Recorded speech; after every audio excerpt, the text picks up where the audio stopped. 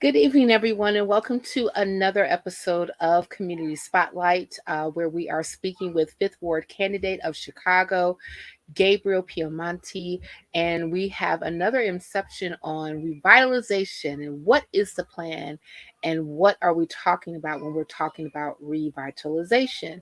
So, before we get started, make sure you all who are coming in to please like this video, share, and also subscribe to this channel at By the People Media, where we actually have other content that's coming out. But right now, we are highlighting specific political agendas and policies that we're trying to make sure is passed here in the city of Wind.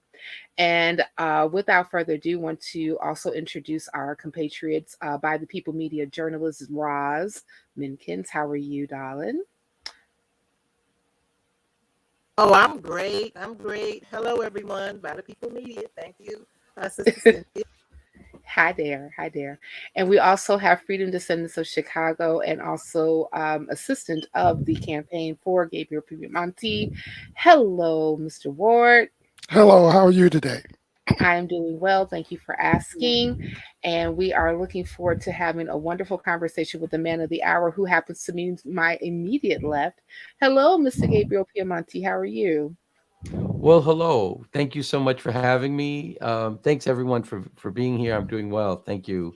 I got a special gift for Valentine's Day, and my wife is letting me have this interview with you all. So it was very kind of That her. is a very special gift. It was an Because of this exchange of interview. chocolates for yes, yeah. Ain't nothing wrong with a little chocolate.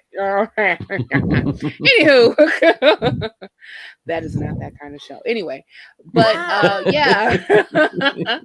But yes, everyone, happy Love Day, happy Valentine's Day to everyone that's out there. And even if you can't, like, watch the show live, hopefully you can be able to watch it in the aftermath after you consume your chocolates, drink your bubbly, and have your dates and such. So let's get into the conversation. So, Gabriel, when we're Yes, talking about revitalization and especially in the Fifth Ward of Chicago, what exactly is that? And can you kind of give us like an idea of what we're looking at when it comes to what this should look like? absolutely. So for people who aren't familiar with this ward, so this is the south side of Chicago. There are four neighborhoods that are in this ward, the fifth ward, two substantially, and then two that are sort of smaller parts of the ward. So Hyde Park, which is where the University of Chicago is, and for anybody who lives in a neighborhood or near a neighborhood where there's a big university, there are a lot of similar characteristics with all of them.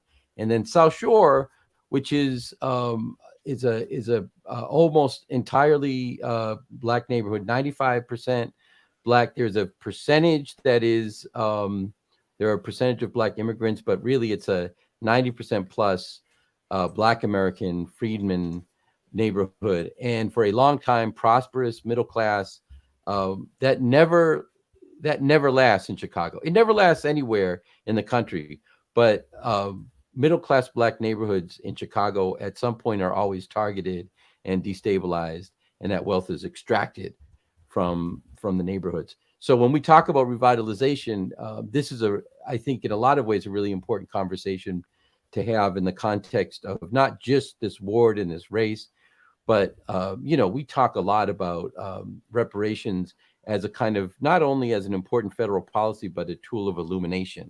And so we're going to get a little bit into how we can understand the systematic, intentional, thoroughgoing practice of stealing wealth from black communities, and it's really necessary to understand that, and to understand that it's going on to this day. I think a lot of people think of that as kind of a sad thing that happened historically, and now we're in a much nicer progressive era, but it continues to happen in almost exactly the same way, just some small changes, especially when it comes to real estate, which we'll be talking about.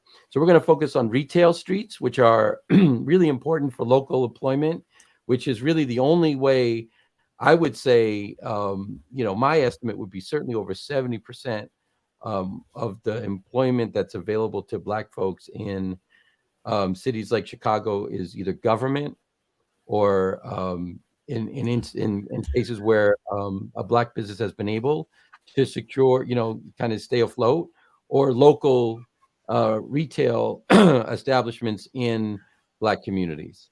Really, if you were to eliminate those, you kind of, there's not a lot of Black middle class left. It's so hard to break into just sort of traditional private companies.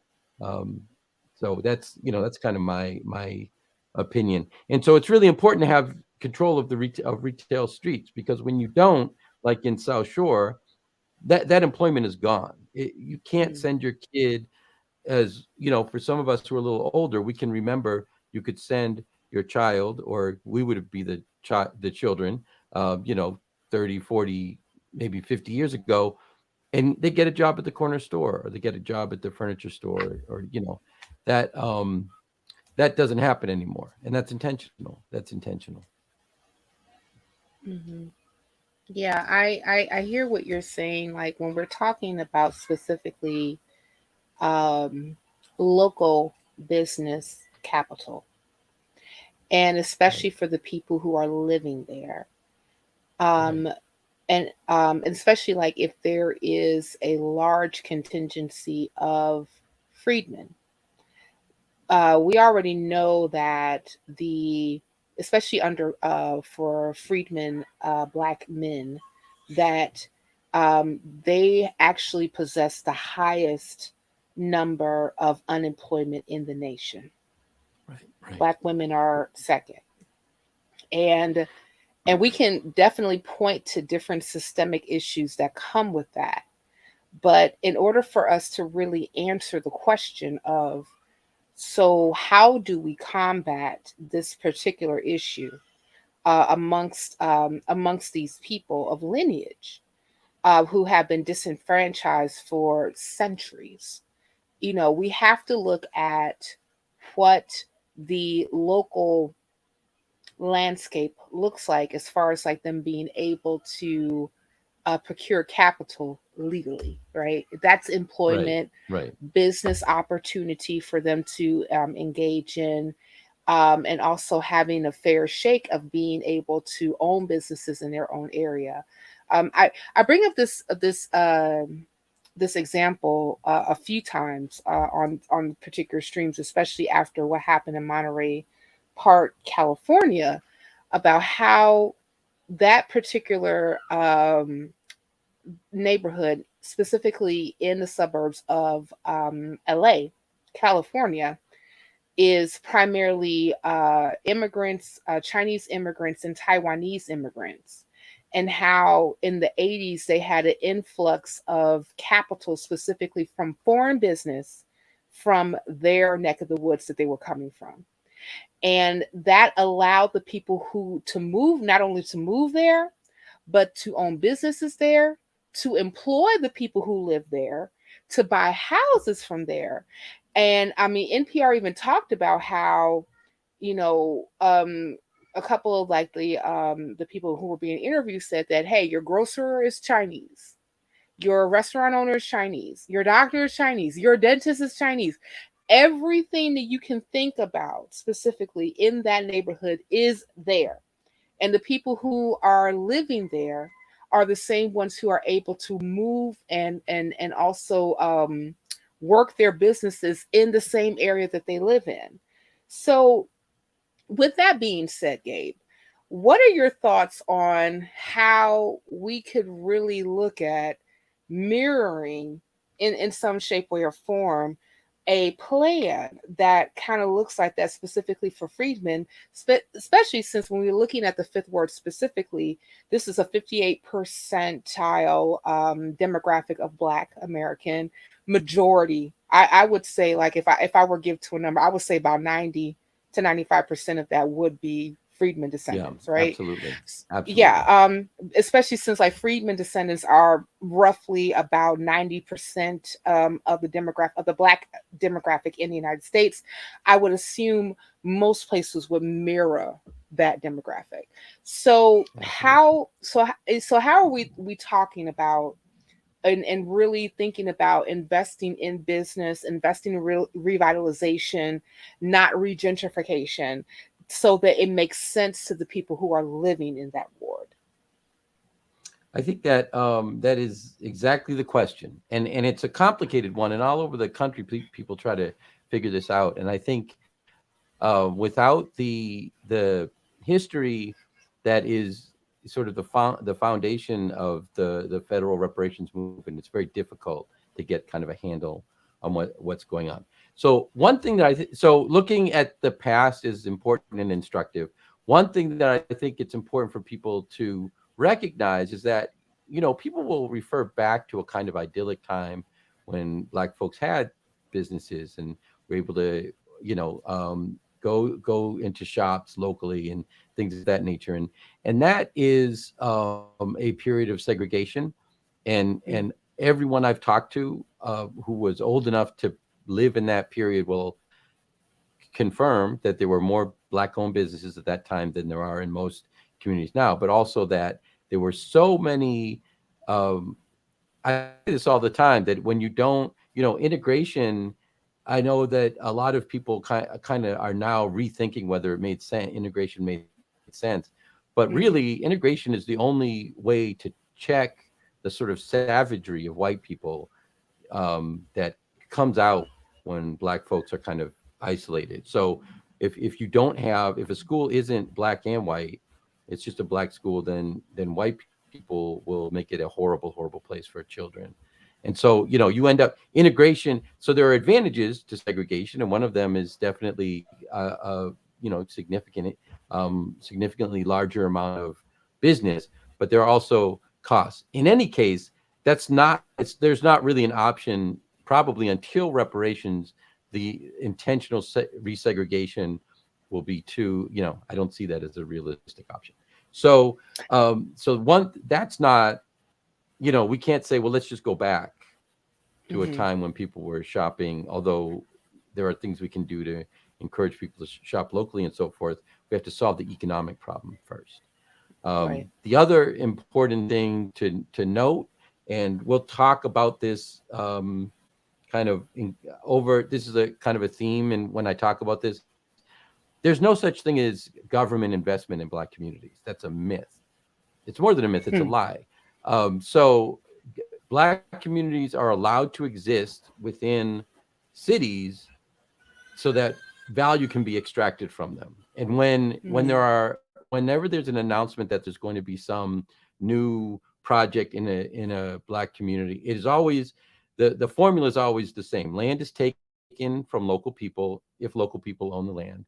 Um, the construction work is not local. The businesses, if there are businesses to be included, are always folks from somewhere else. They find a Potbellies or a Aldi's or something. And from one step to the next, everything is stuff coming from outside. And then when it's built, the wealth that comes from that development is all also going out of the community. And that's presented as investing in communities. That's presented as investing in Black communities. America does not want Black people to have wealth. Structurally, economically, that's the reason and that's why it's so important to have that kind of federal reparations framework to understand, because I think so. There are a bunch of people running in this race that I'm in. And what you will hear, if I had a dollar for every time someone said there's a program, et cetera, for economic development, I'd probably have like $150, which is $150 more than I have now.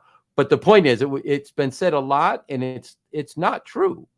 There aren't programs for our communities. There are programs that will come to the community, but why, if government programs were meant to actually create wealth and prosperity in Black communities, why haven't they done it in 75 years?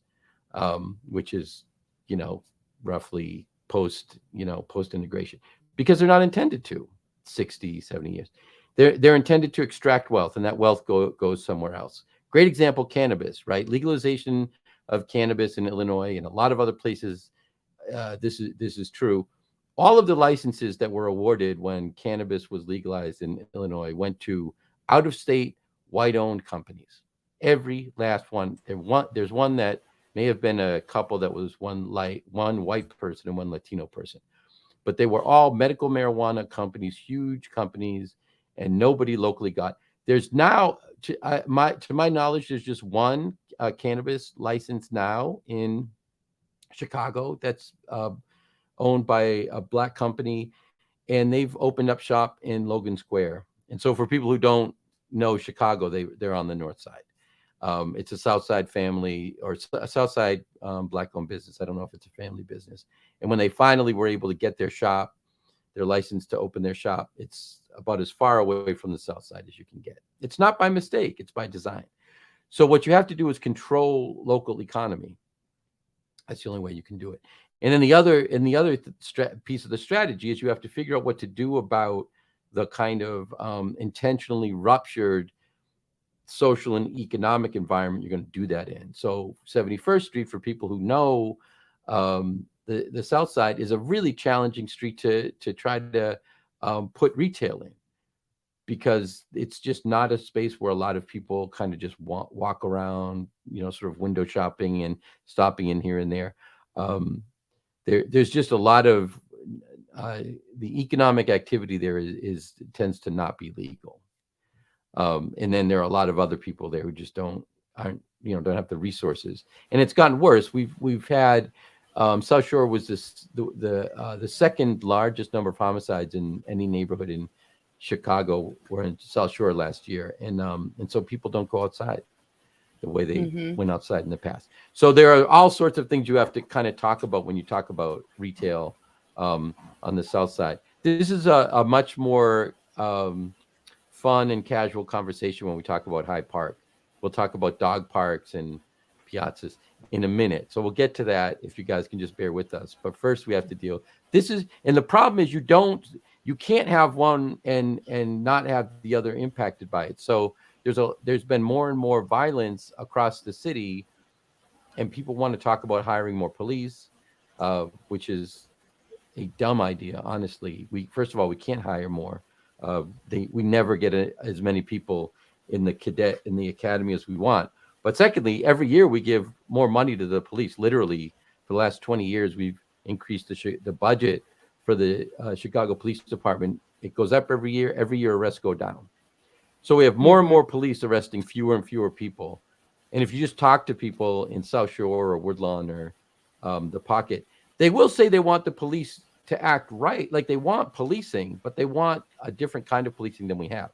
So that's another whole big conversation to have. But we've got to, if you want safer neighborhoods, you can't start with, having the Chicago Police Department around more. That's not going to solve it. So you have to think about retail strategy. Hey, Gabe, I had a couple questions for you on that. Well, let me start it off with this. Well, thank you for allowing us this hour of power, as I'll call it, on your Valentine's Day. We appreciate that. I wanted to ask you about this business wraparound support that you were speaking about. Can you tell us more, go into detail more on that as far as part of your plan, please? Yeah, let me dive right into this strategy. So what we've got to do is thank you so much, Antonia, and good to see you. What you've got to do is first, most of the property on 71st Street is owned by people that don't even live in the city. Many don't live in the state, and we have to give an incredibly short window of time for those people to start working productively. My window is 6 months, and I think you have to proceed with eminent domain proceedings for people who own properties and refuse to activate those storefronts. And where they should go is back to the freedmen that they were taken from. So if you do a title search of 71st Street, the story is essentially, we know this story. Some people go bankrupt. Some people are foreclosed on. It's basically one instance after another of some kind of economic stressors causing a black owner to have to let go of that. I had in 2019, I had a storefront that was taken for taxes from a brother and sister whose family had owned it for like 40 years, like a couple $1,000.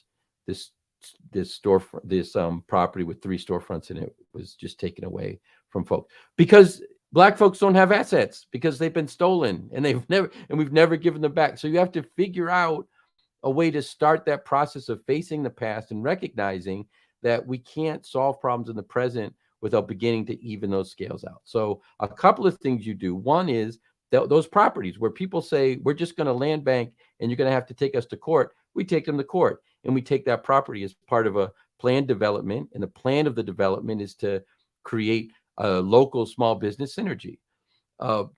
Specifically in storefronts, the strategy that I want to pursue and pilot in like 4 or 5 storefronts is we've got a lot of very talented people with limited resources, but huge networks and a lot of creativity.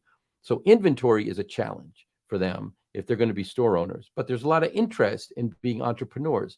So what you can do is the Fifth Ward is unique in this kind of synergy we have where the western part of the ward has a bunch of warehousing and vacant lots. And then we've got 71st Street with all of these storefronts and people who really would do great work if they didn't have to worry about the inventory. They've got all the other pieces, but they don't have that piece. It is feasible to create an inventory business, a business that requires more capital, but you don't need a bunch of people with capital. You just need one big project. And you've got the inventory. It's warehoused like a mile away from the storefronts. And all people need is literally the paint and furniture and creativity and whatever they need to create a viable space. And people can shop from their own phones, from tablets that could be in the store. All you have to create in the storefront is a space people want to go to. And that's something that people can do in South Shore. There is so much creativity. There are so many artists and artisans. We've got an international award-winning furniture designer on 71st Street. A lot of people don't know about him because most of the work he does is everywhere else. But conceivably, he could be doing work right on the street.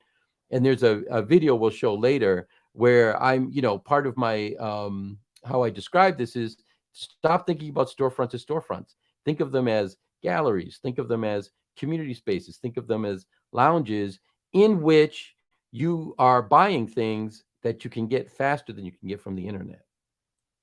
You can also do it in such a way that the people who are organizing these spaces don't have to pay for that inventory.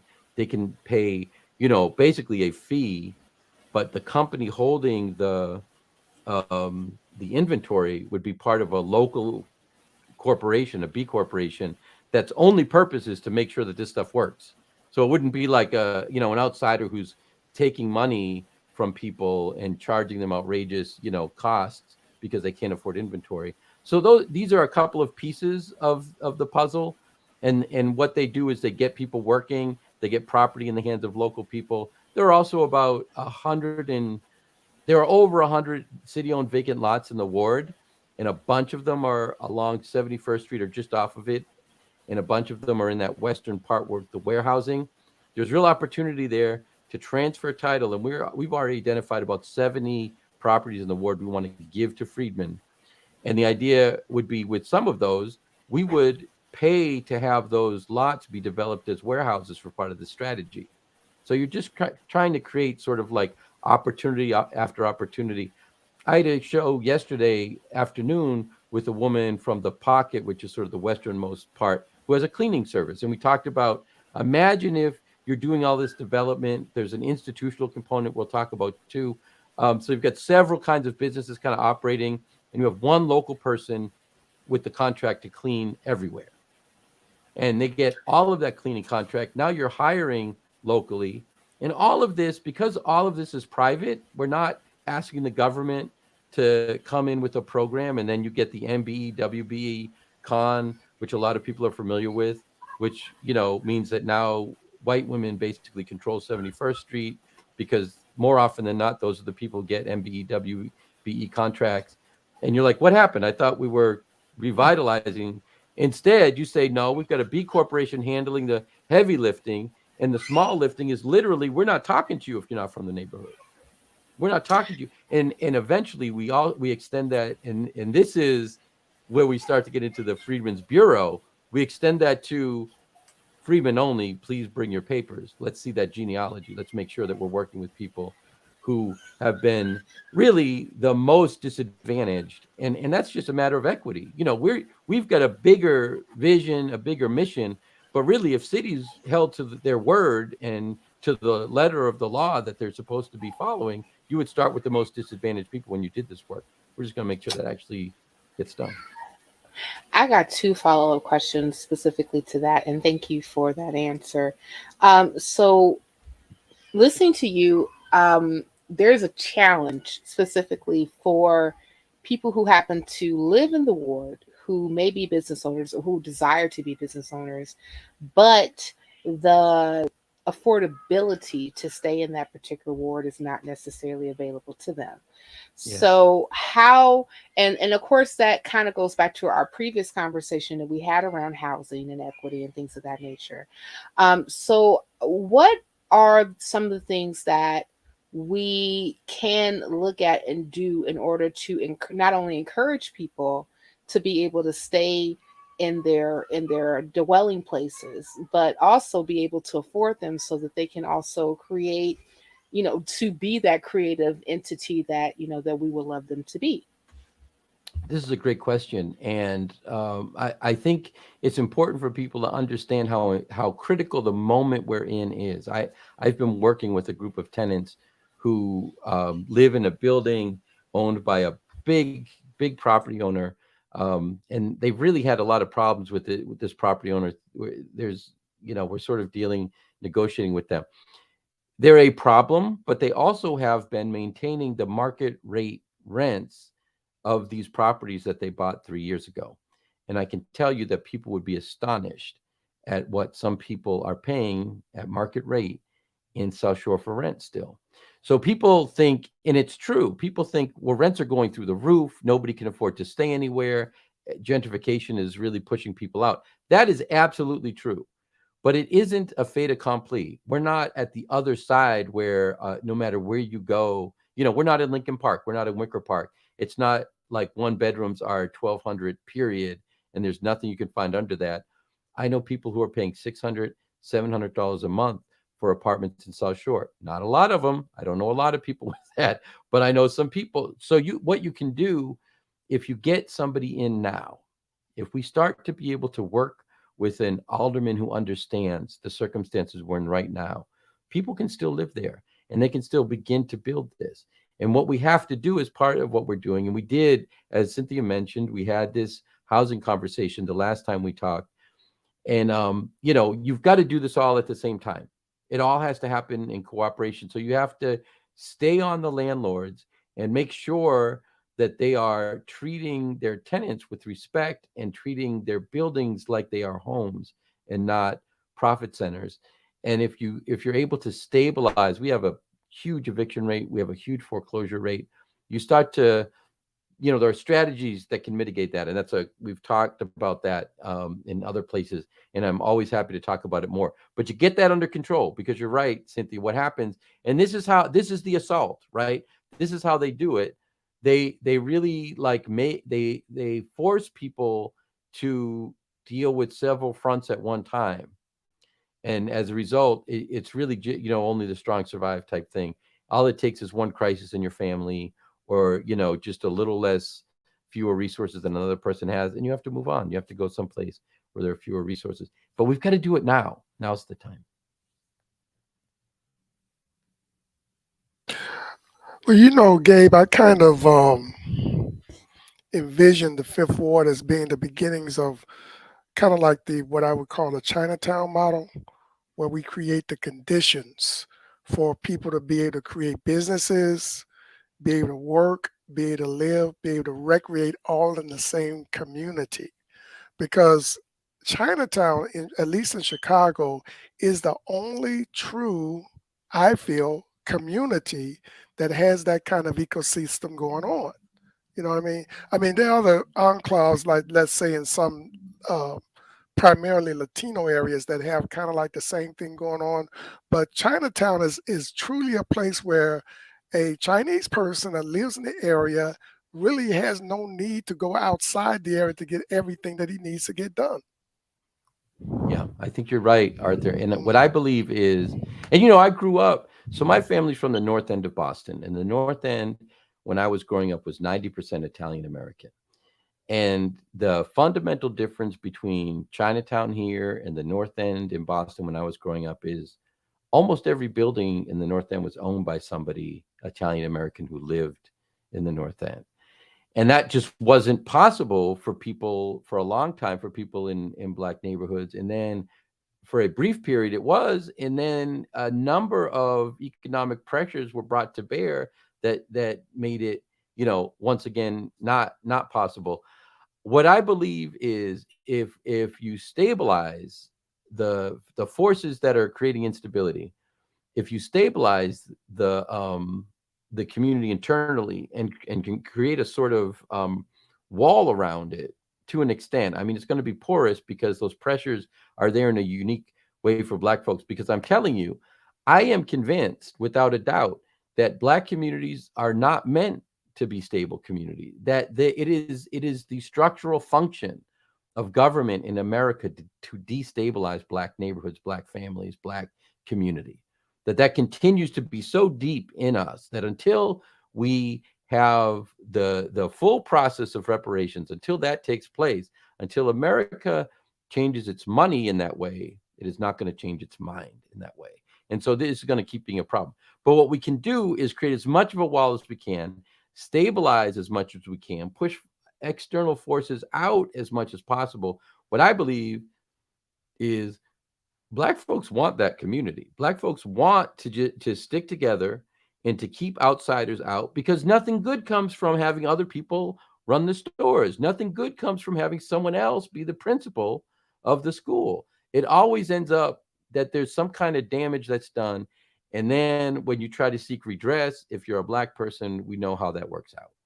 So the only way to fix that is to have a very small number of key allies and Black folks working in cooperation and being given the kind of economic access that is denied in the kind of city programs I was talking about before, where you know, you get the investment in the neighborhood, but it's no one from the neighborhood. You get all these people organizing around economic justice in Black neighborhoods, and then you see some new project and none of them are there. It's a bunch of people no one recognizes. And we know why that is. I feel, you know, I have a real deep certainty about why that is. I just think when a pattern is repeated over so many decades and for so long, you just have to kind of call it what it is. So I think you're right. I think that's the model. I think it's feasible, but what it requires is an understanding among people that there's a war on South Shore, on the Pocket, on Woodlawn, and you know, we've got to respond in kind. We really do. Hey, Gabe, I have a quick question for you. I'm on what you had said and really your whole campaign. And one of the things as far as being a business owner, I know from being a business owner myself, and I want to just find out from you, as far as your contacts are concerned, how busy have you been with just speaking with the constituency, and what have been like the main key focuses of like people you have who've actually taken you up when you've opened your doors and say, come in and talk to me or call me or reach out? What are the main things that people in the Fifth Ward are actually speaking with you about? And Economics. Are you Yeah. accessible? Yeah. So we opened an office. I've been accessible. I put my phone number and email everywhere. So in that way, I've been accessible and I respond if people hit me up on Facebook or Twitter. But we recently opened an office so people can literally walk in and you know, we've had these conversations in all of those ways, whether I'm knocking on doors or on a street corner or somebody comes in or through one of those more virtual ways. Roz, it's economics all the time. That's what people are interested in, because regular people understand what's going on. Things get complicated when it's Newsweek or when it's, you know, a press release from city council. But a regular person walking down the street, sees that there's a storefront with a campaign, and they come in and they say, you're gonna make jobs, and how are you gonna do it? If that's what you're gonna do, how are you gonna do it? Are you gonna get work for us here? When I go to the Pocket, it's a little different. Most people will say, will you please invest something, anything over here? It's so bad. The disinvestment is so bad in this one triangle, this one section of the ward. It's been ignored for so long that people are just like, look, you got to do something. But that conversation has evolved, and we're actually having conversations now about corner stores. So for a long time, there's no grocery store in Pocket Town. And so for a long time, everyone just relied on the corner stores, but they've all been closing down. And so now people don't have any place to go, and they end up having to go a great distance, sometimes, fairly late at night, depending on circumstances. You're working a couple jobs, you go home, and one of the kids needs something that, what nobody else got for them. And now you're out at 10 at night. So we're having a conversation about taking that model, that corporate model. When I talked about the inventory piece, I said there'd be a corporation, a B corporation. This is something that we've really been developing as a strategy, like an umbrella corporation that would be owned. The shareholders of the corporation would only be people from South Shore or the Pocket. And anybody who can establish their lineage as freedmen would have a substantially larger share when the shares are distributed than other people, so that there's actual control. And so we're talking about getting 4 or 5 of these corner stores and making them one of the initial kind of sets of properties that this corporation would control, because it's not a huge capital outlay. And what we know is, to start a corner store is not a huge capital outlay. It's hard for people from that corner sometimes, or that street, to have 50 grand to put into a storefront, but it's not that hard to do. But one of the things we know is, if we're successful and we're elected in Chicago, the language of politics is money. And for aldermen, it's like they throw it at you because they really just want to kind of stuff your mouth with it so you don't say anything. And I don't have a problem with taking money. I think if that money is immediately put to good use, if it's transparently noted where it came from, and it can be turned over into 4, 5, 6 corner stores, and that's what's happening with it, and the community is okay with it, look, money's money. And until we're talking about, the $950,000 that every freedman deserves, until we're there, no one else is going to help us. Like, you can't count on the government to do it. People in the neighborhood just don't have it like that. So you have to be real strategic. Now, I'm not saying take any money from anybody, because money has strings and you have to be smart.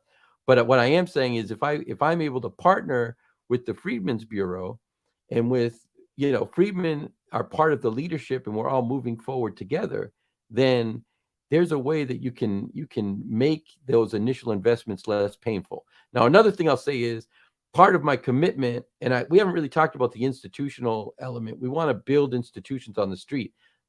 We need a health clinic. We need a better financial institution. We need a Freedmen's Bureau. We need a couple of other institutions. Well, the credit union is an important part of all that. And we've got a credit union with $4 million in loanable assets at 55th and the Dan Ryan, not too far from where we are. I want to bring that to 71st Street and literally plop it down. And that's more money that we'll have access to, especially once we can prove, once we have proof of concept. These are things that are not, I very rarely present my ideas as original. I steal all the time, or I learn, depending. But in the case of, politics and policy, I'm straight up stealing. So grocery cooperatives, Google it. They're all over the place. Storefronts. I mean, I'm really just taking the idea of an art gallery, and I'm attaching, people selling inventory. But instead of, normally when somebody gives you inventory for your store, it's like, that's like a pawn shop. Like, you're on the hook forever. But if you take that concept and it's basically a community owned inventory, and you're giving people a way to not have that expense to worry about. You're doing a very different thing. So these are all very feasible. It's, to me, akin to the Harlem Children's Zone, the Promise Zone, that you just say, okay, this is the place where harm will no longer come. We are ending economic violence in this part of the South Side, and we're going to use every idea and every resource we can think about. And my vision, my hope is that gets people interested. I think the money's there, Roz. I think the money's there. Well, since we're talking about the vision, let's go ahead and get some visuals up. Yes. And So that we yeah, can go ahead great. and see Wonderful. exactly what this looks So like. this is the basic idea of how these retail spaces will look. We've got 1 million vacant spaces on the street. And instead of trying to fill them with, whatever you can fill them with, a mattress store or whatever, what if we start by making them beautiful? What if we start by making them spaces people are interested in being in and talking to each other in and creating in, spaces people enjoy relaxing in? And this is a very simple concept, but it's powerful. And that's it. That's basically the whole idea. That, when people do things in retail spaces in Black neighborhoods, they tend to be, first of all, not retail, which is fine. There's nothing wrong with having a social service agency in a storefront or a church or whatever. 7 churches on the street, now it's a problem. Or nothing but social service agencies. Retail is, you need people to shop on the street because that's the life of the street. And we need life on the street to deal with, we've got public safety problems. By the way, public safety problems that are profoundly mitigated when your storefronts don't have any stuff in them to steal. So you kind of automatically solve one problem. So people come in and maybe they're looking to, what is there I could get or whatever. And instead they're invited in and they can hang out and they can talk with people. And maybe now they're starting to think about, a different way to go. But in any event, you can roll out 5 or 6 storefronts that look really cool, that are really interesting and compelling and upscale. And you're not now drawing what they call shrinkage. You're not drawing a bunch of shoplifters because there's nothing to shoplift. So there are elements, all of this. Similarly, you open the corner stores. I know a couple of those corner stores are closed because of problems with theft. Give me the, guy on the corner who everybody knows and everybody likes and who just needs some opportunity. Let him agree to have one of those corner stores. You're not going to have the same problem. We see on the South Side all the time, the murals that are defaced, that have graffiti on them, that are tore up, are murals that somebody came in and painted. But do a community mural. Get everybody in. Have a conversation about what you want to do. I have a mural up the street. It is beautiful. It is pristine, and it's been there for 7 years. The reason it's pristine is the whole community decided what was going to be painted there, and kids were involved in painting there. So when you get the community involved, crime is a kind of speech. Crime is a form of expression. Sometimes it says, I am broke. Sometimes it says, I'm pissed. But a lot of times it says, I'm sick of you coming here and doing stuff and not talking to me about it. This is my neighborhood. And, territory, there are things to be said about people being too territorial. But on the other hand, hey, we don't have any resources in these communities, and we have kids who are super frustrated by that. And, I had a high school program for 3 years with high school kids from the South Side. And we had a lot of conversations about that. There's a lot of frustration in a sense that people aren't heard. Young people feel like they're not heard. So, give them a chance. Give people space in the community. Give them ownership in the community. Yeah, I'm hearing what you're saying because I remember when I lived in Brooklyn, we had artist co-ops that were beautiful like that. I want to see that slideshow again. But they were beautiful like that. And like this wide open space, and artists would come in and they would rent part of the space for a certain day or time or something like that. And they would do photo shoots. They would do, if they were artists or visual artists, they would have different art galleries or art shows in that space. They like this space right there. They can have meetings. They can have, all kinds of corporate events. Like if they have a company and people wanted to come and meet there, they would have things like that. And you basically paid for the co-op, and nothing ever happened to the space because it was owned by the co-op. And if they're freedmen co-ops, this is like really beautiful that I could see something like that in. I would love to be able to come to Chicago and just visit a space like that. So And we thank you want for letting. to. And we want you to, Yeah. Roz. We've We been do, trying to get you down here for a minute. I guess like we You need to create these beautiful spaces in order for you to go ahead and come on She's down, sis. challenging us. get Yeah. some beautiful spaces for me to come to Chicago, because I would love to do that. Well, actually, there's a lot of artists that do live in the Fifth Ward, Mm-hmm. and that would Huge be an amount. immediate hit. If something like that were provided for the community. Yeah. Yeah. And I think that also too, like people in those particular communities want something to do. They want to be involved with how their community looks, how it operates, because they have their own like investment in it because they live there. And it's kind of a shame that, especially when you look at South Shore, I'm not specific, and I'm going to assume in the pocket as well, and Woodlawn too, that when we're looking at like living spaces specifically, and even storefronts, like a lot of those spaces are like owned by other conglomerates that are not necessarily in that area. So since they're not in That's that right. particular area, they don't have like an investment in how that area operates. They're just looking at their bottom line. So with that being said, Gabe, like how can we change the mindset, but even like some of the conglomerates, because they're not going to all, it would be lovely to have like all those spaces to be locally owned, locally resourced, and also have local people working in them in order for them to be able to get a proper income to live there, to raise their kids there, etc., etc. But we know that like when you have money, you got a long arm, right? So Yeah. how do we really address um changing the mindset of maybe like some of those other like corporate entities that happen to be in the ward, that are not too invested into how that ward is looking, operating, and also giving back to the people who live there.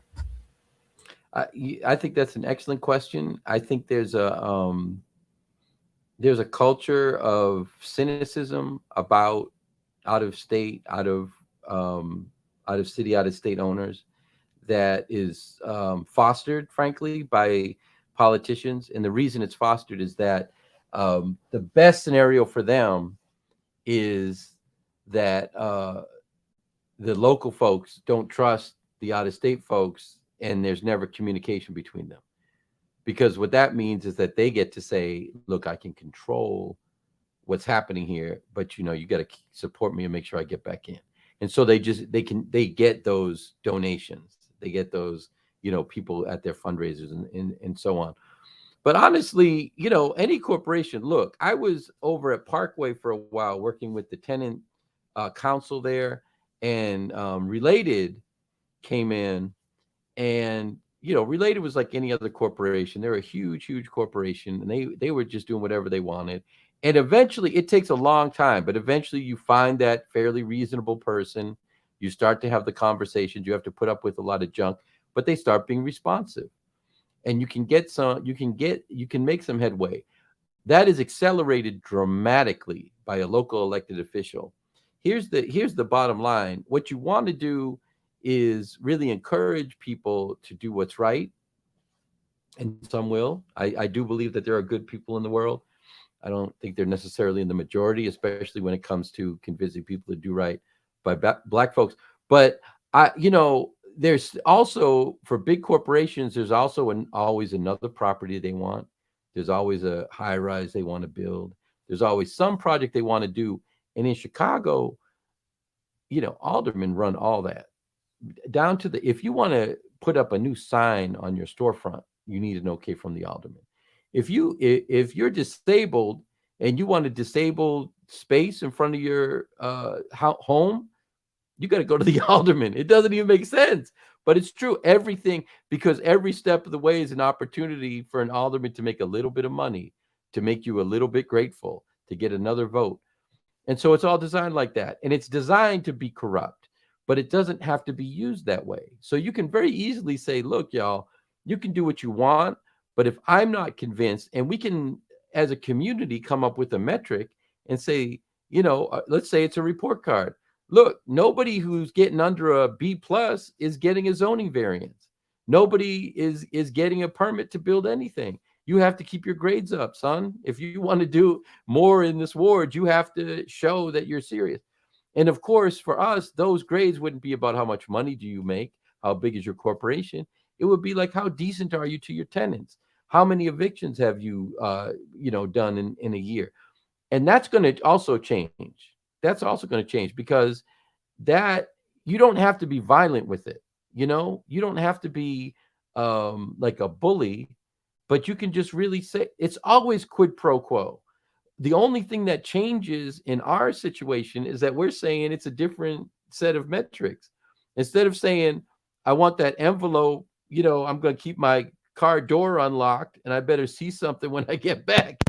We're saying you've got to treat people like human beings.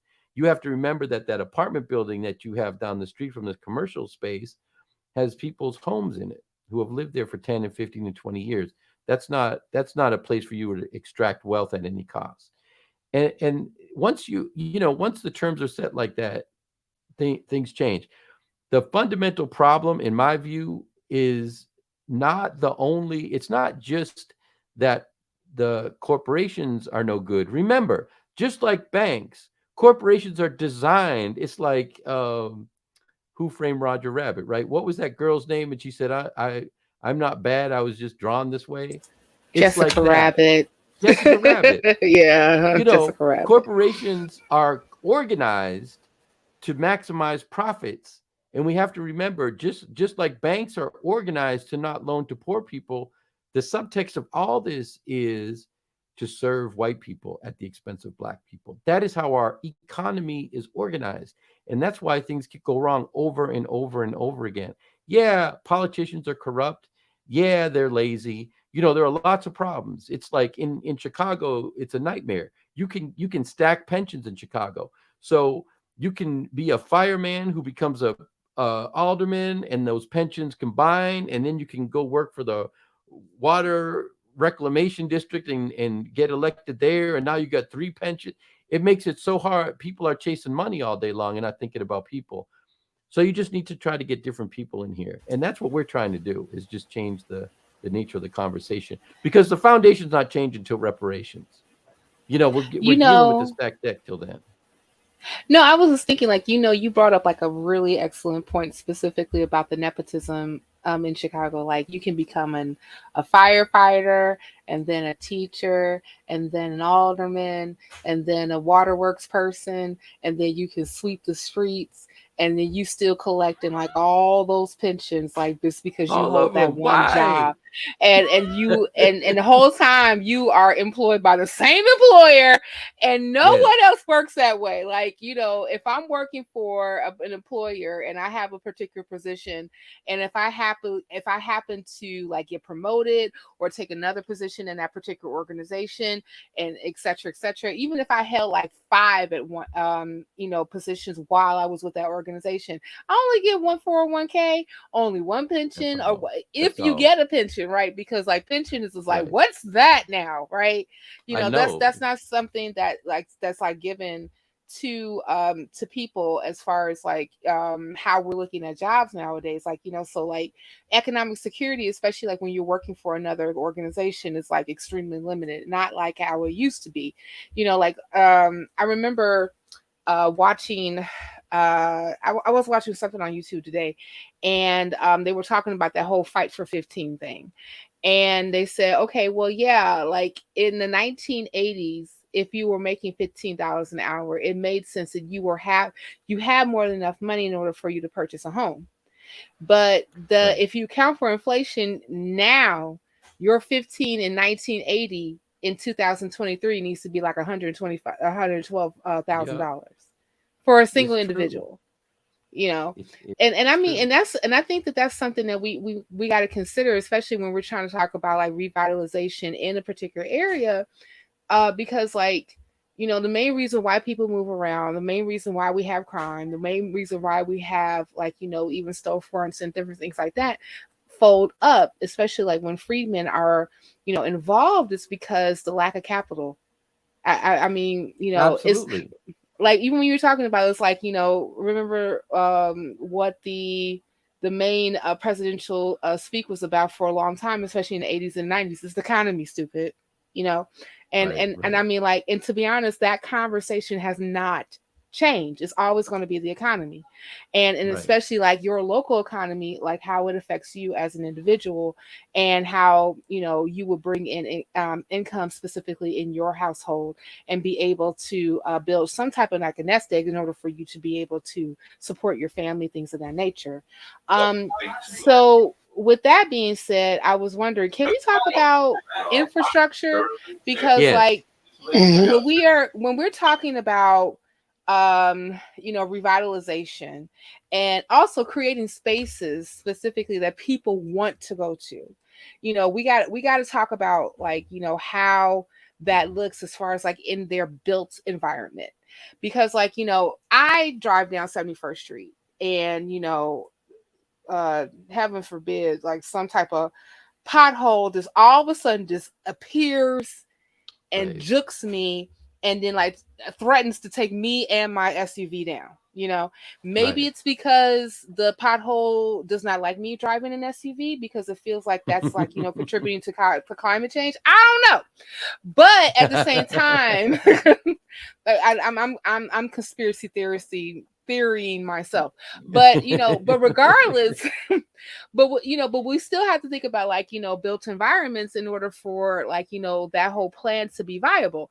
I mean, like, if we look at in Chicago, let's just say like the Lincoln Park area, Yes. you have, it's not too far from the lake.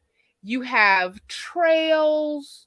You have a whole zoo that you can access for free. Right.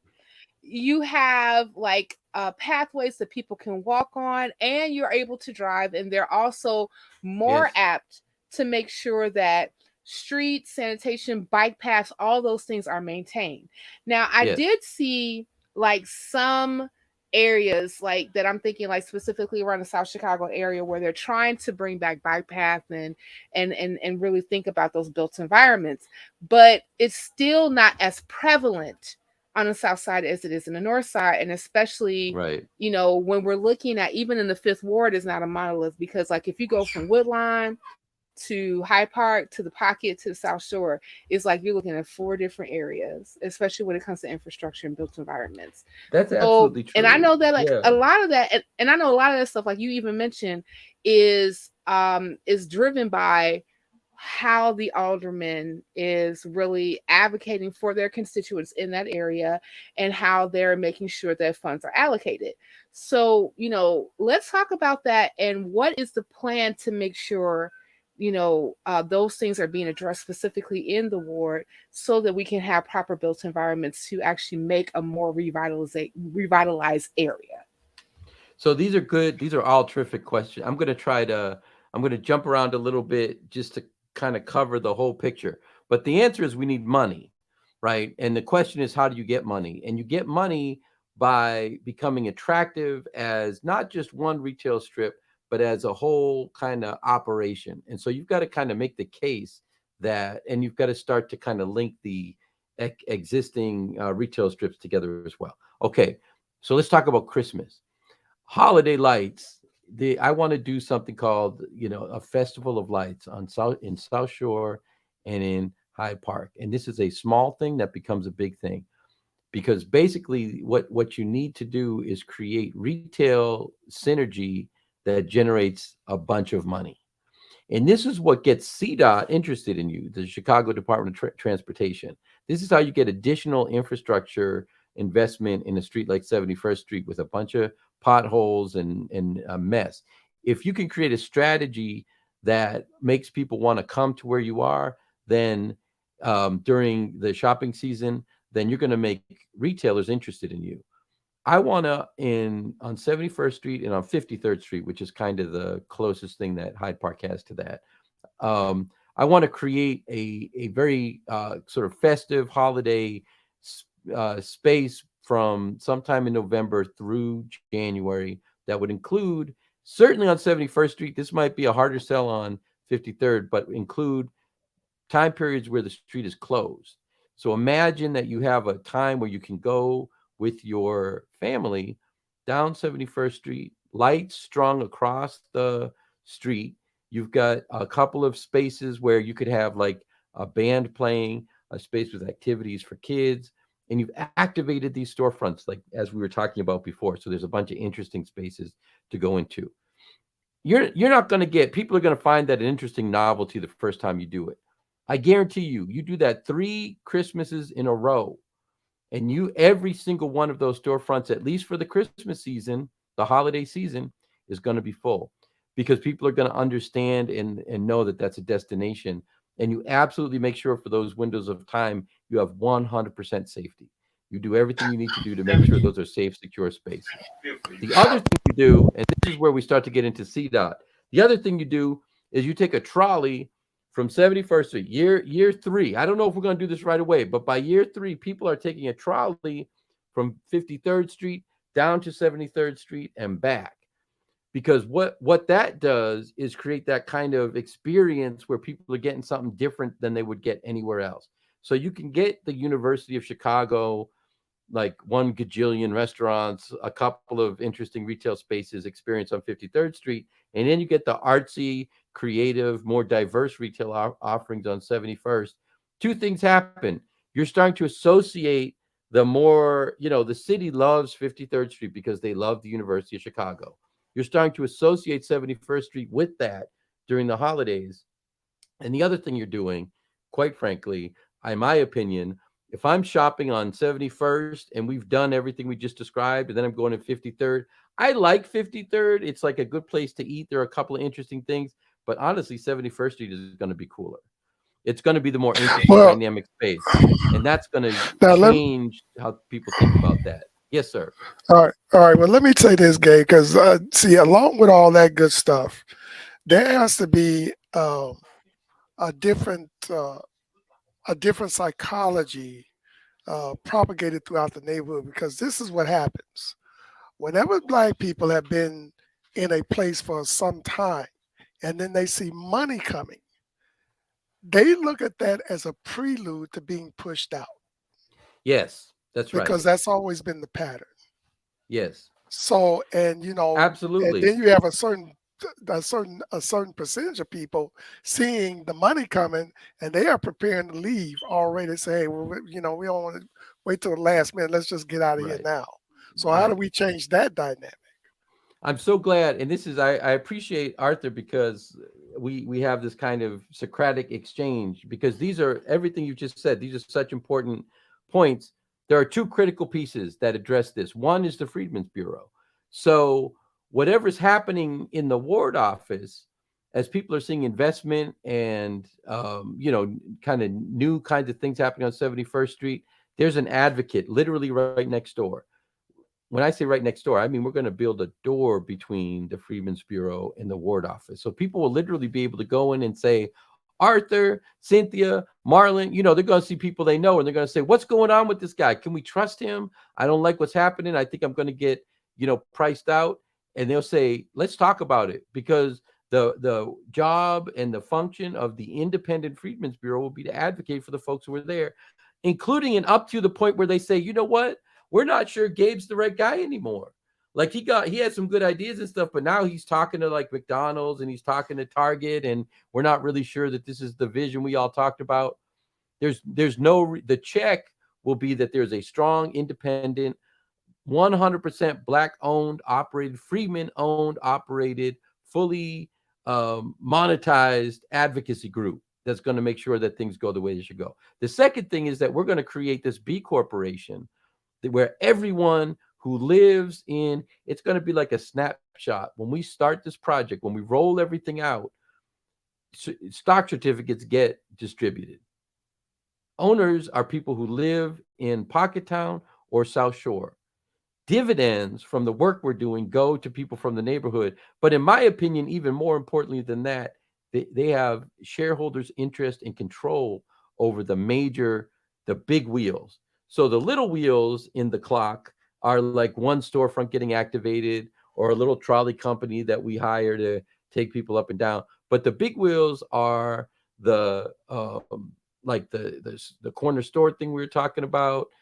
It's the the inventory system. It's like the big projects are going to be owned by the community, and they're going to be able to really be kind of an economic lever that says we're not going to go that way, because our concern is that's going to gentrify us. What we want to do instead is go this way. So there'll be some capacity to have an active controlling interest in what's happening.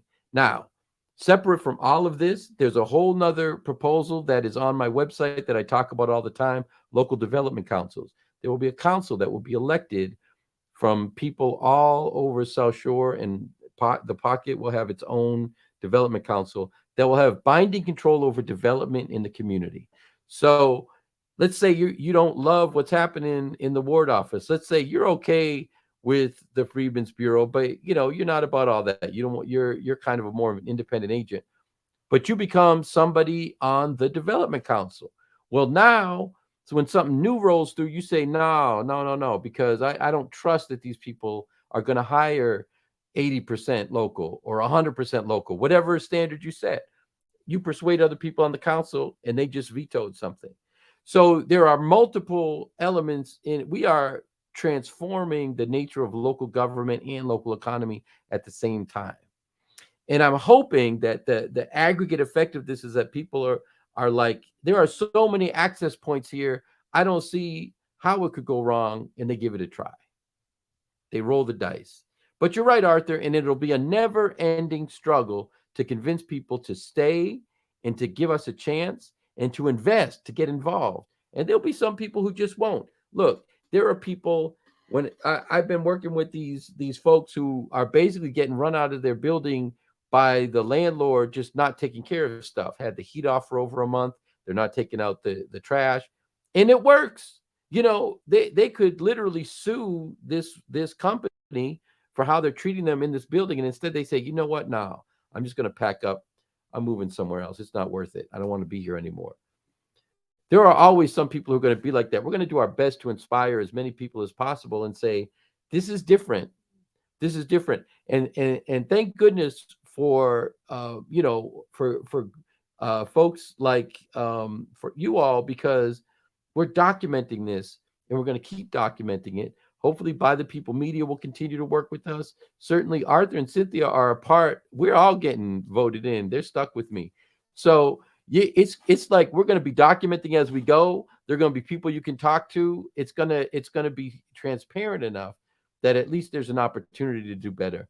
Is it going to work, Arthur? I don't know, but I feel very optimistic because we are operating from that framework that that leads one to understand that there is a debt that is owed, and that there is historical context for addressing that debt, and that it is fundamental. The weapons that keep us how our whole society is now are economic in nature.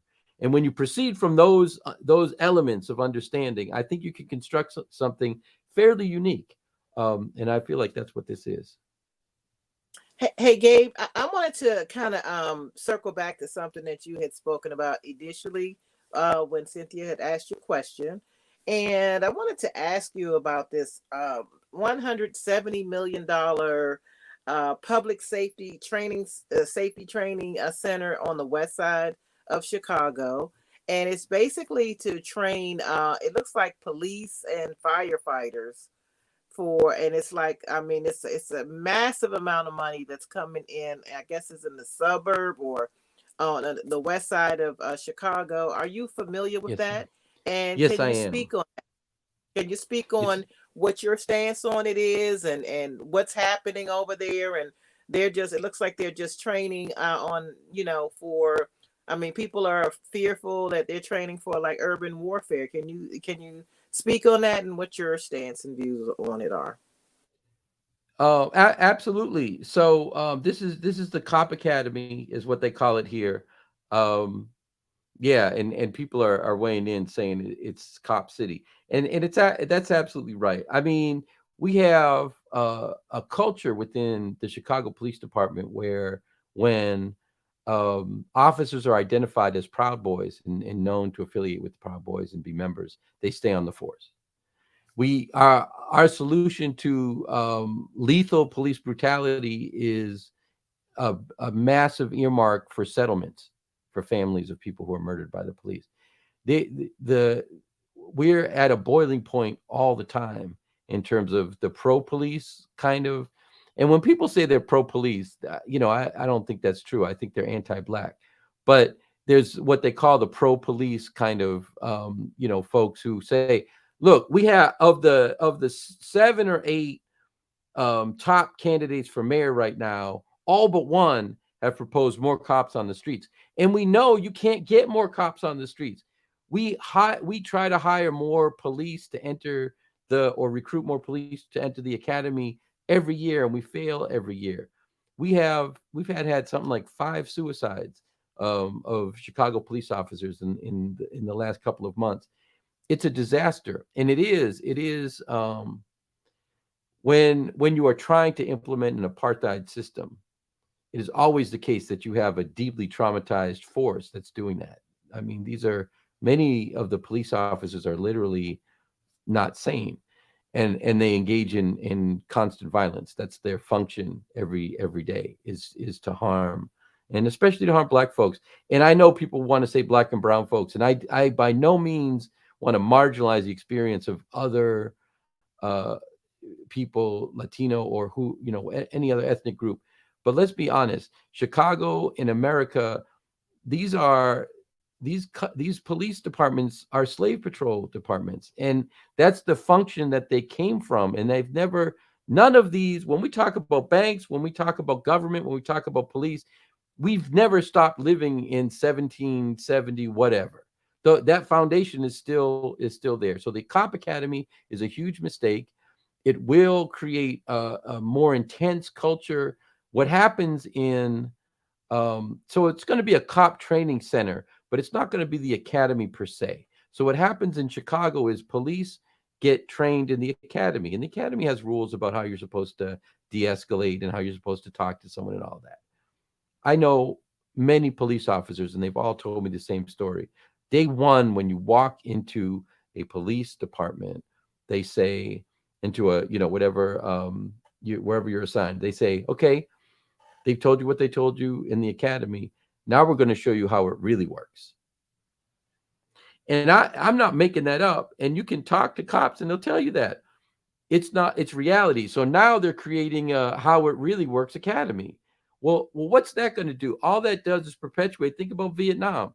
We created a kind of soldier in Vietnam by perpetuating that dysfunction that was happening there. These people were traumatized for life. And so we're just going to exacerbate a problem that we have now. It's a big problem. Counter to that is a treatment, not trauma movement. And that's really where we need to be moving. We don't need to be isolating cops. We need to be integrating them with other professionals, and holding them to a basic standard. Yeah, there's going to be there will be a more strife between citizens and the police with this arrangement because, Roz, I mean, Chicagoans, especially the Black ones, are not really afraid of the police like that. So there's going to be some confrontations out there. Yes. And it's going to be exacerbated by the conditions that the city is creating now. Well, by me not being ever been in Chicago, the thing that I really remember, and you could pass this on to whoever becomes mayor, is to kind of, even though I'm from DC, I've lived in New York, I've lived in Baltimore, is that most people remember the Laquan McDonald murder from the police, that 5 seconds after he got out of the car, he murdered that young guy, and how the police were, hiding the footage for over a year. And right. this is nasty. It's vitriolic. It's immoral, amoral. It's nefarious. It's diabolical.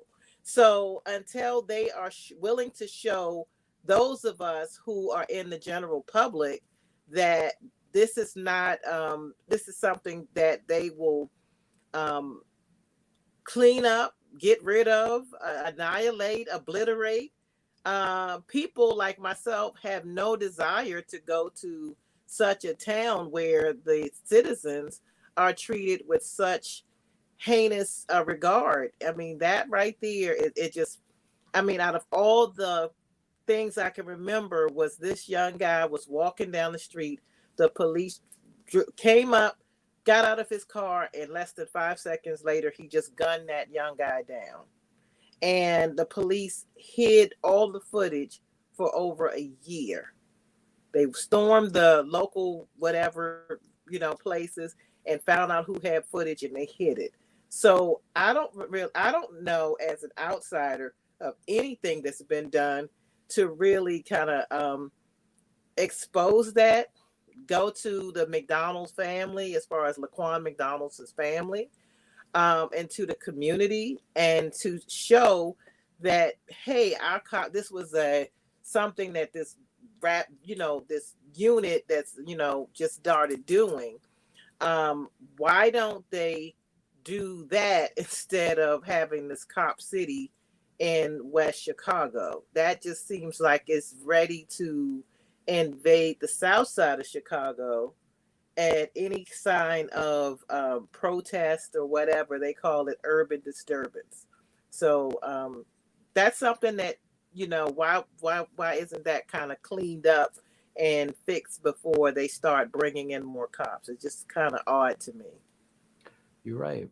You're right. And there's a movement. There's been a movement in the city to have an elected civilian oversight board for the police, and the mayor co-opted it. She kind of got involved with another group that presented as like a different grassroots group with a more centrist position, and basically they were able to neutralize it. There are some elements that are being implemented, which is great.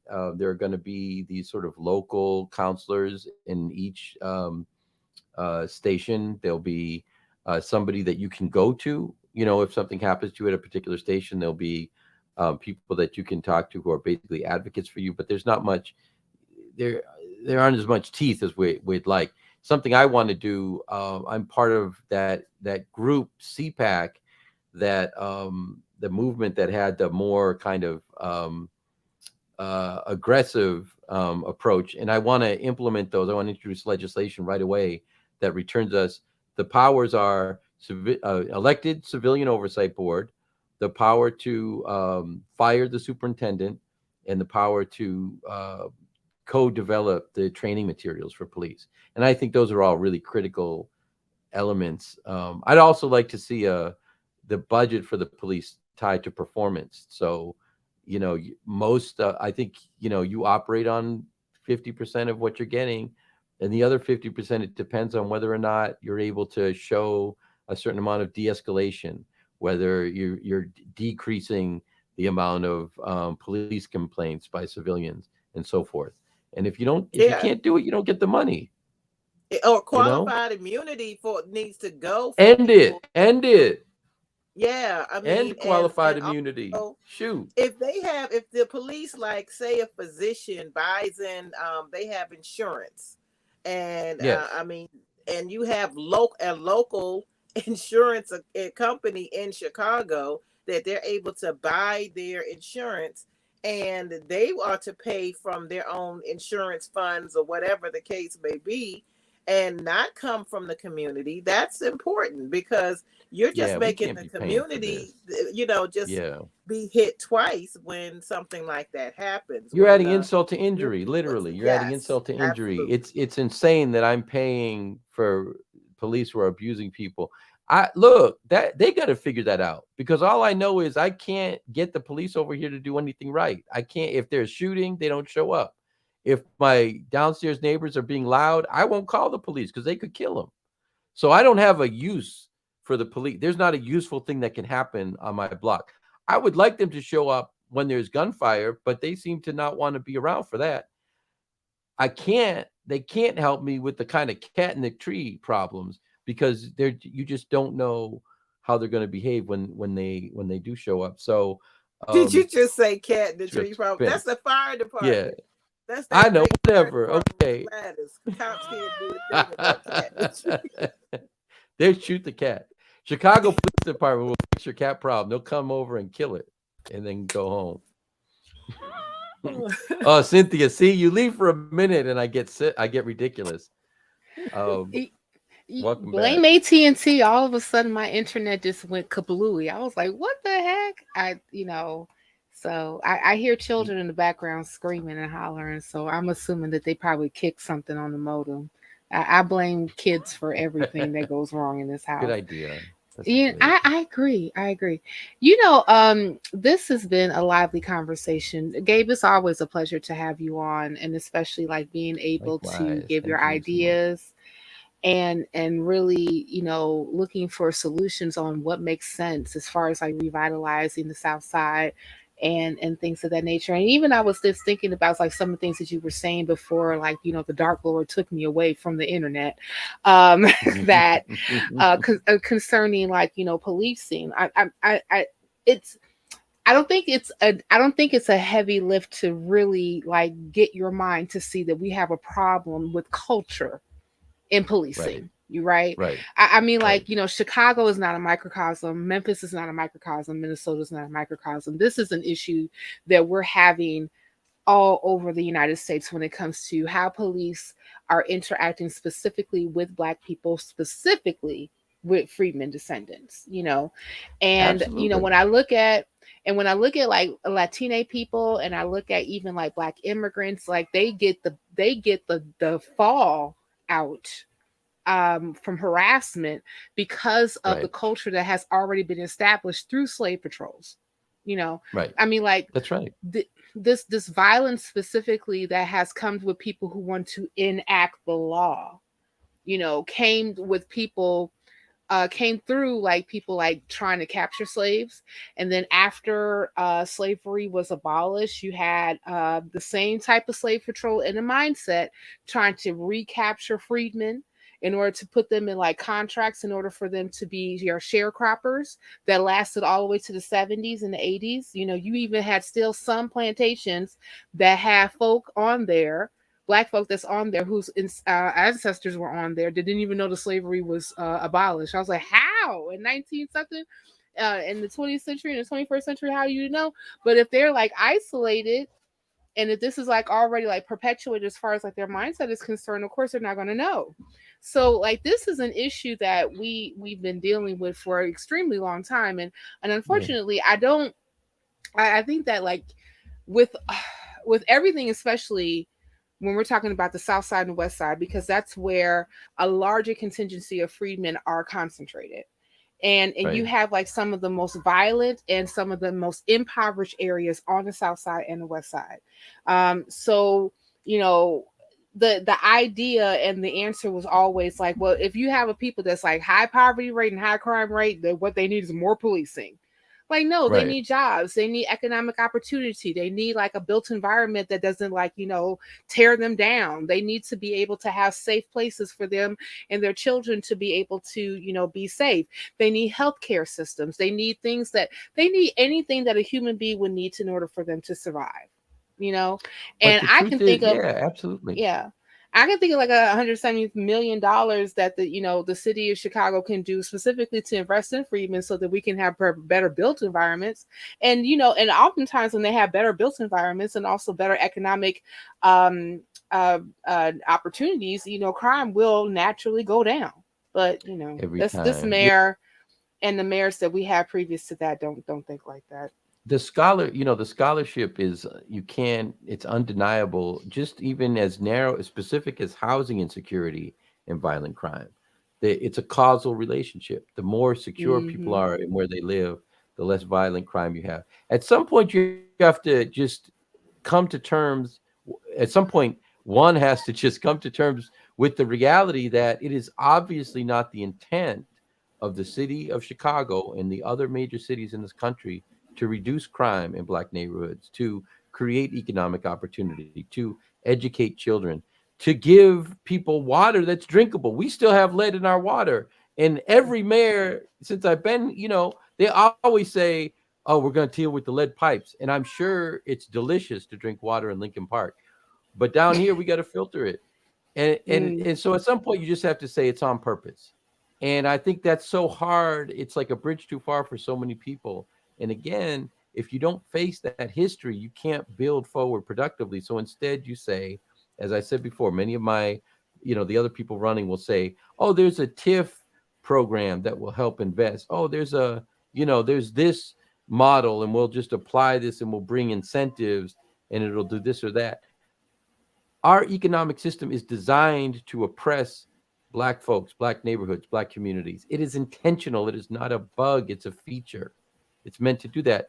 And I think people just need to, I hope that part of what we're accomplishing with this campaign is like, candidates, be a little less afraid, because I feel like people, when they do connect with us, are so glad just to hear somebody tell the truth.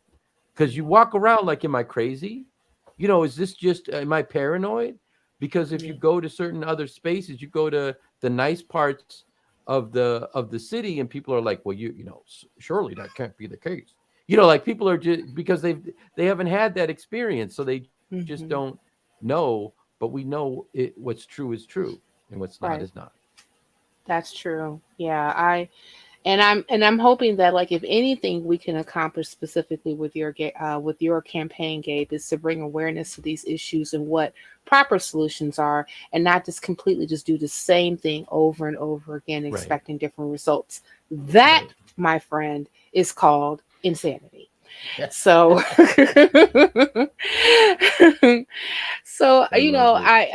I thank you guys so much for like attending this particular talk.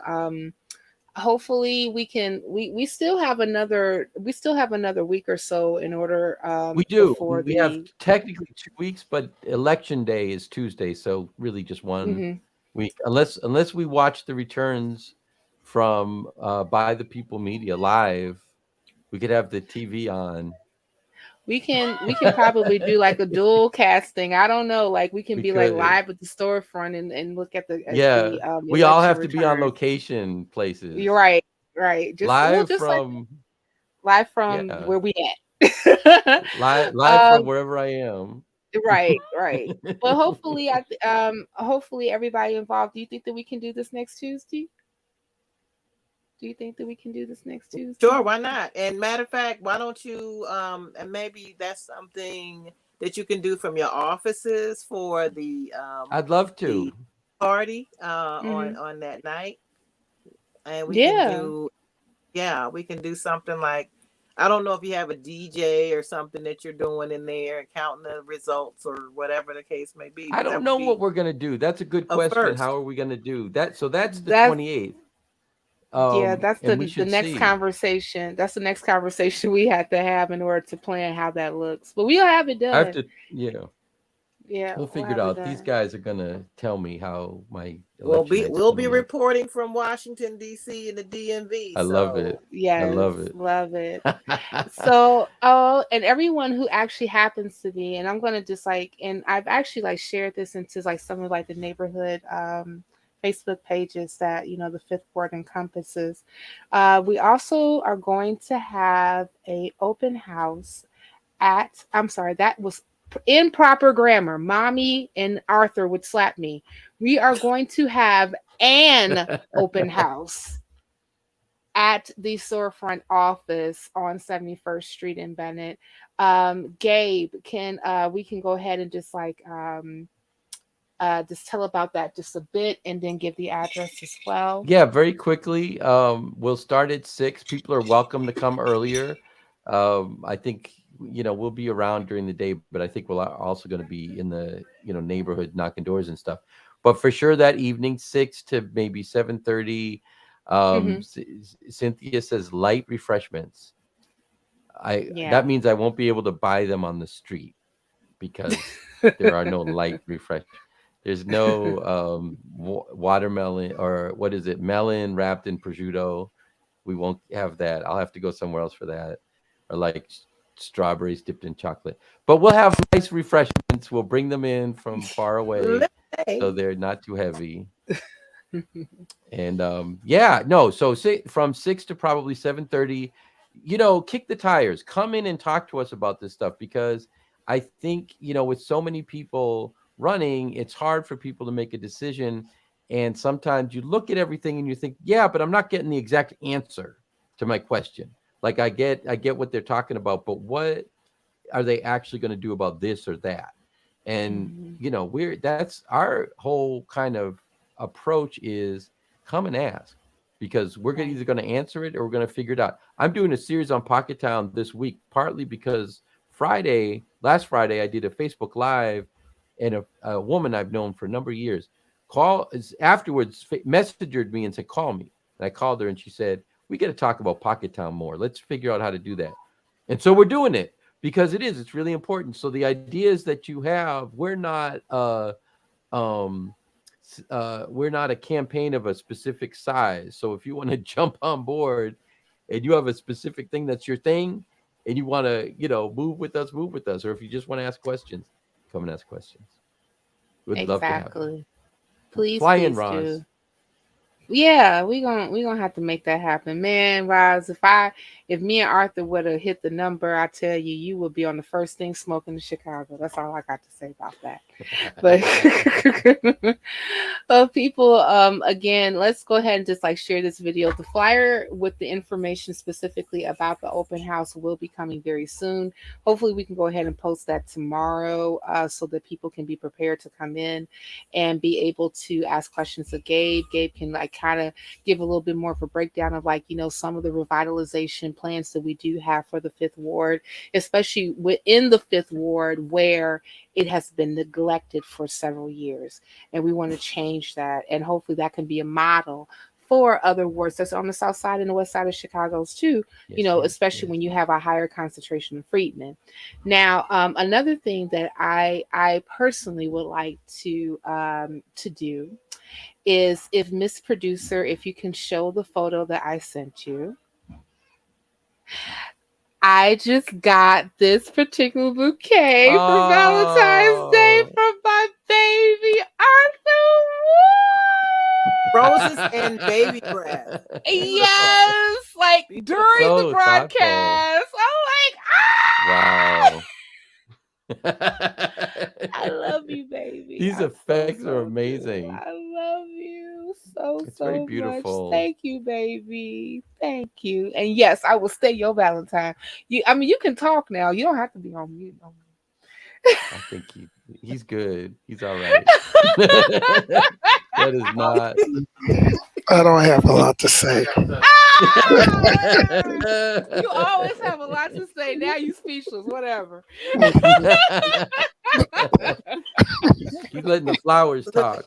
The arrows are hilarious. Yeah, where y'all get that from?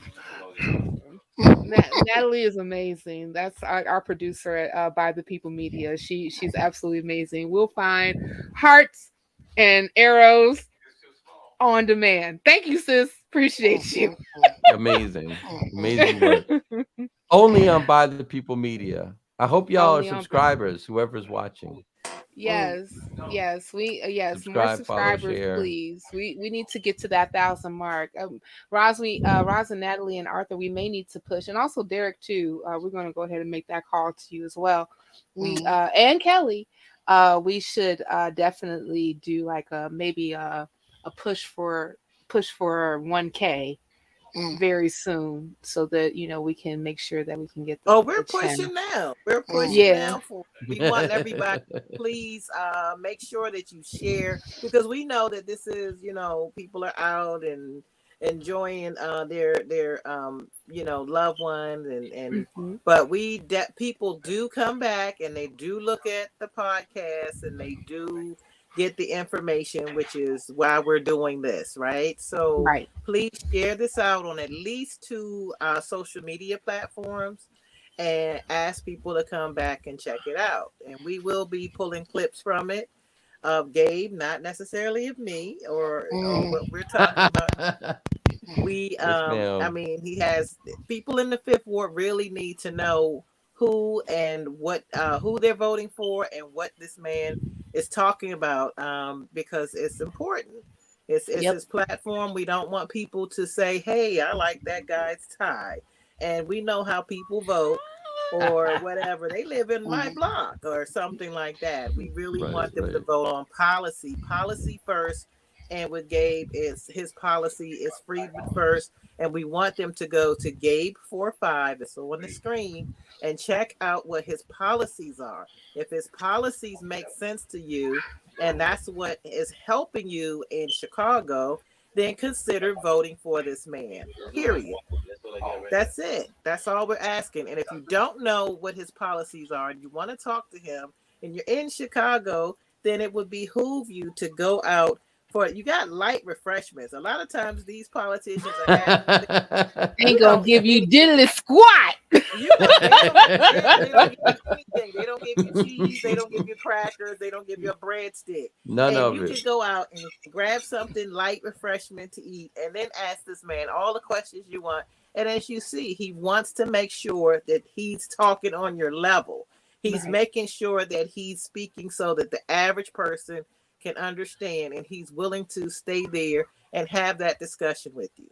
So Exactly. don't think that, oh, you guys are, no, I mean, what he's saying is for you, Right. Chicagoans, Fifth Ward Chicagoans.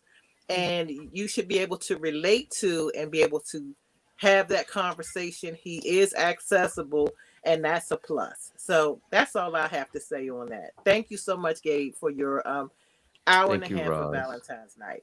Yes. Yes. Thank you. It is wonderful. Tell Mrs. Piemonte thank you for lending I you to will. us. Yes. Light. I love it. Light I love refreshment. it. Not This heavy, is not heavy. We ain't gonna try to amazing. roll you out the door, y'all. We light refreshments. We want to make sure you can still walk to your Be domiciles airy. We're gonna after have you that speak with cucumber water. yeah. We're gonna have that Right. Or little Florida maki water. maki. No Florida No, water. no Yeah. Florida water. Yeah, No it'll Florida be something water. nice, Yeah, light, light, yeah. Light refreshments. Yeah, airy, we got you. of Air air, with glasses of of air. air. Light refreshments so light you can't see them. No, we ain't gonna You do that, can't y'all. see them. You can We imagine them. yeah, we got you. Right. If you imagine just like what movie was that where they was imagining food and then all of a sudden when their imaginations actually came true, all of a sudden they were there. Yeah, that's what we'll do. Okay, we done scared Arthur away because we was talking about light refreshments instead of heavy. You got hungry. You got hungry. I Yeah, don't you got blame them. right. You got hungry. That's exactly. So, again, everybody, thank you so much for attending this evening's Spotlight on the Community with Gabriel Piemonte, candidate for the Fifth Ward in Chicago, Illinois, on the south side of Chicago, and also Freedmen First platform, something that is very rare to see in any politician from municipalities up to the federal level. We want to make sure that this particular campaign could be a model for more people, whether they are freedmen or allies of freedmen, to actually mimic. Because in actuality, if anything is going to change in our communities, it's going to come from the political level. So, with that being said, thank you for attending. Make sure you like and subscribe to this channel. Also, share this on your platforms. And on that, happy Valentine's Day, and you all have a good night. Good night, all. Happy Valentine's.